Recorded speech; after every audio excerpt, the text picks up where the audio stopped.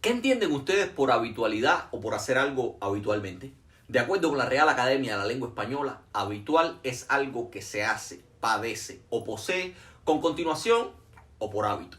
O sea, que se hace de forma repetitiva. Muchos pueden preguntarse, ¿y a qué viene el interrogante? Pues parece que las autoridades cubanas entienden que los oriundos de la mayor de las Antillas tenemos el hábito de emigrar ilegalmente y por eso se les ha ocurrido redoblar sus esfuerzos para impedir que lo continuemos haciendo. ¿Que de dónde yo saco eso? Simple. Del proyecto del nuevo Código Penal cubano que pretende establecer sanciones de entre 3 y 8 años de cárcel para todos aquellos que con habitualidad salgan o intenten salir ilegalmente del país. Desde mucho antes de ser publicado el proyecto del nuevo Código Penal, en Cuba ya era delito que la gente intentara salir del país de forma ilegal. Pero este era un delito cuya persecución había sido suspendida como resultado de los acuerdos migratorios que se firmaron entre los gobiernos de Cuba y los Estados Unidos por allá por 1994 y 1995.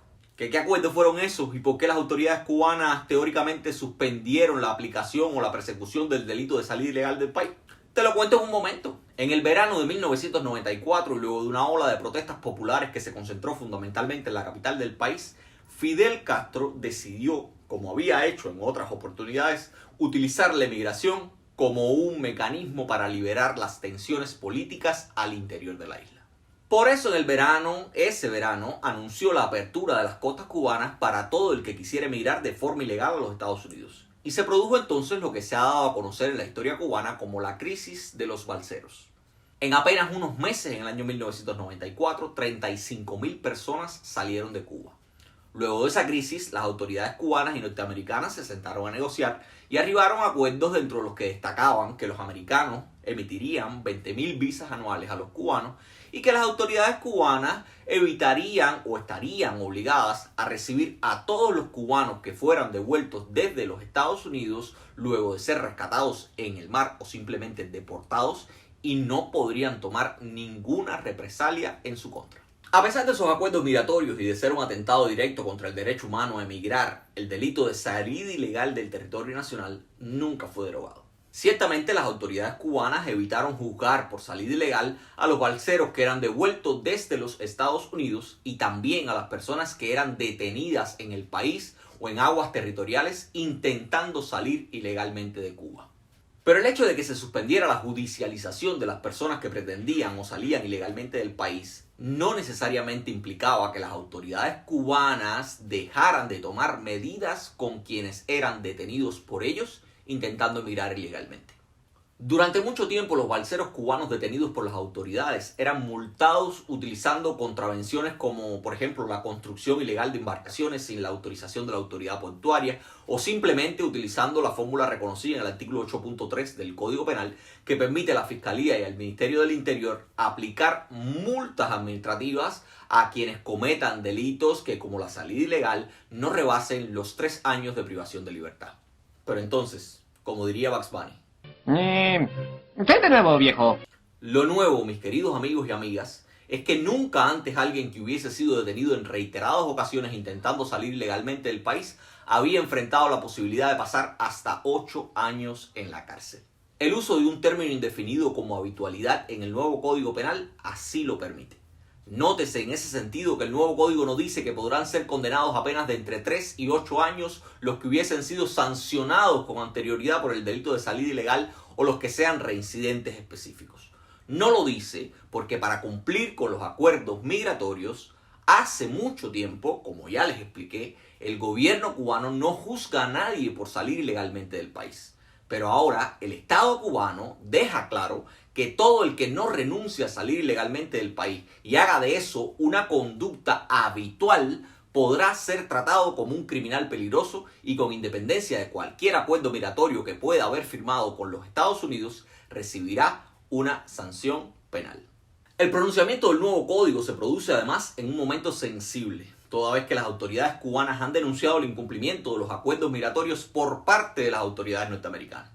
Y además, de acuerdo a declaraciones recientes de la Agencia Federal de Inmigración estadounidense, ICE por sus siglas en inglés, el gobierno cubano también se ha negado desde hace más de 6 meses a recibir a cubanos deportados desde el país vecino.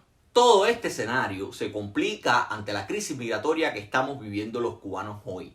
Entre octubre del 2021 y febrero del 2022 llegaron por tierra más de 46.000 cubanos a los Estados Unidos. Esa cifra es superior a los 35.000 que se fueron por mar durante la crisis de los balseros de 1994.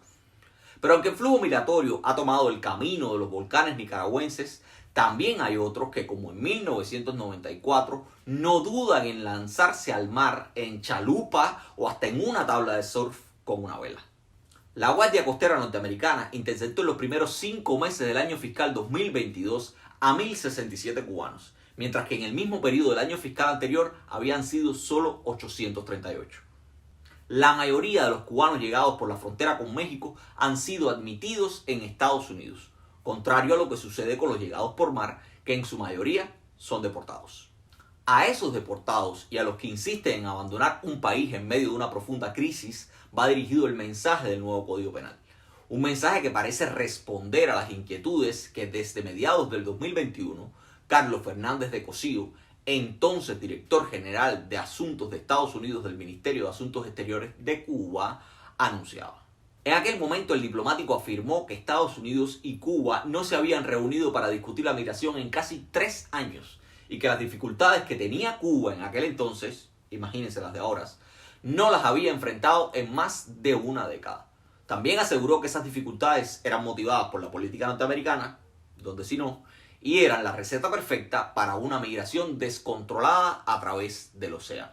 Pero lo más importante es la conclusión a la que llegó Fernández de Cosío. Fernández de Cosío dijo que las autoridades cubanas creían que podían y tenían que evitar esa crisis migratoria. Al parecer, la fórmula de evitarlo anunciada por Cosío no tiene nada que ver con recetas duraderas que parten de cambios en los niveles de vida y las libertades individuales de los cubanos. Al parecer, la fórmula más eficiente encontrada por las autoridades cubanas para evitar una nueva ola de balseros es abrir un camino terrestre hacia los Estados Unidos a través de aliados como Nicaragua o simplemente agravar, como estamos viendo con el nuevo Código Penal, la represión contra quienes continúen lanzándose a cruzar el estrecho de la Florida. Si conoces a alguien que haya intentado salir en varias oportunidades de forma ilegal del país y pudiera estar afectado por este nuevo escenario, comparte su experiencia en los comentarios de este video. Yo en lo personal conozco a una persona en Cuba que ha intentado salir del país en 8 oportunidades y todos sus intentos han sido frustrados por la intervención de la policía cubana. Cuando me dejes tus comentarios, no olvides activar la campanita para que no te pierdas todas y cada una de nuestras entregas de esta serie que se denomina Lo que no sabes del Código Penal. Nos vemos en la próxima entrega y espero que no sea en el mar.